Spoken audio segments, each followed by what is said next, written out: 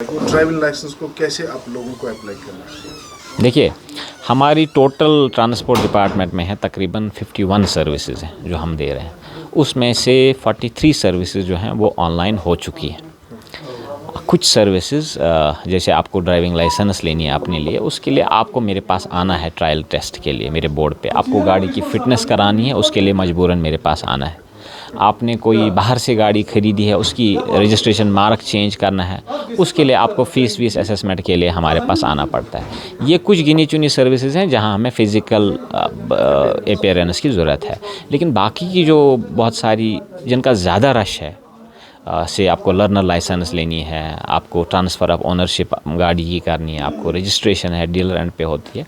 हमारी maximum services हैं, एक तो वो ऑनलाइन है, ऑनलाइन के साथ साथ वो फेसलेस है। मैं आपको बताऊं कि अक्टूबर के बाद जब हमने वो एक नया मॉड्यूल दिल्ली वाला सॉफ्टवेयर मॉड्यूल हमने यहाँ अडॉप्ट किया, हमारी 95 से 97% सर्विसेज जो हैं वो फेसलेस डिलीवर हो रही हैं। जो फेसलेस पॉसिबल है उसमें से 97% होती हैं।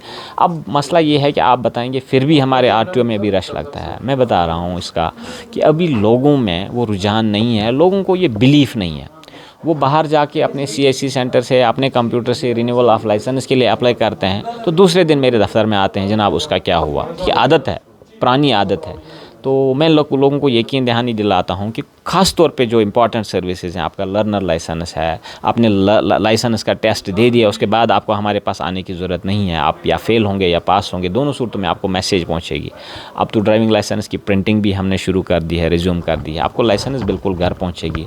आपको गाड़ी ट्रांसफ़र करनी है किसी दूसरे के नाम, आप दोनों लोग घर में आधार बेस्ड अप्लाई करें, मेरे ऑफिस में आने की ज़रूरत नहीं है। हाँ, मैं ये आपको एश्योर नहीं कराऊँगा कि जैसे आपने अप्लाई किया तो आपको अगले 1 घंटे में या 2 घंटे में या इवन 12 घंटे 24 घंटे में ही ज़रूरी नहीं है कि आपको अप्रूवल मिलेगा। जो भी पब्लिक सर्विस गारंटी एक्ट के तहत जिस सर्विस का जितना टाइमलाइन है, हम इंश्योर करते हैं उसी टाइमलाइन के अंदर अंदर सब काम हो जाएं। किसी का 7 दिन है, किसी का 15 दिन है, किसी का 30 दिन है, बट ऑन एन एवरेज मैं बताता हूँ हमारे 80% केसेज जो हमारे ऑफिस में हैं वो 3 दिन के अंदर अंदर डिस्पोज होते हैं। 20% केसेज ऐसे रहते हैं जहाँ कहीं सवाल होता है, आपने ट्रांसफ़र के लिए अप्लाई किया, आपका कोई डॉक्यूमेंट सही नहीं है, तो उस मामले में हम आपको एसएमएस के ज़रिए इन्फॉर्म करते हैं कि आपका ये डॉक्यूमेंट सही नहीं है, इसको ठीक कर दीजिए। तो लोगों को ये यकीन रखना चाहिए कि अनकरीब इंशाल्लाह ऐसा वक्त आएगा जहां हम ज़ीरो फुटफॉल की कोशिश कर रहे हैं आरटीओ ऑफिसेज़ में, एटलीस्ट फॉर द सर्विसेज जहां हमें फ़िज़िकल रिक्वायरमेंट किसी की ज़रूरत नहीं है।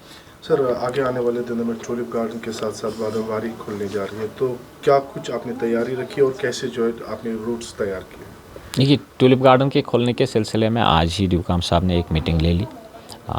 जैसे पिछले सालों में रूट डाइवर्शन कहीं कहीं ज़रूरत पड़ेगी ट्रैफिक पुलिस को, वो कर देंगे, लेकिन पब्लिक की सहूलियत के लिए हम इस बुलवार्ड रोड पे और भी 12 मीटर की बसेज़, हमें रेड बसेज़ आई हैं स्मार्ट सिटी की, वो बसेज़ हम इंट्रोड्यूस करेंगे। पब्लिक को कोई इनकन्वीनियंस नहीं होगी।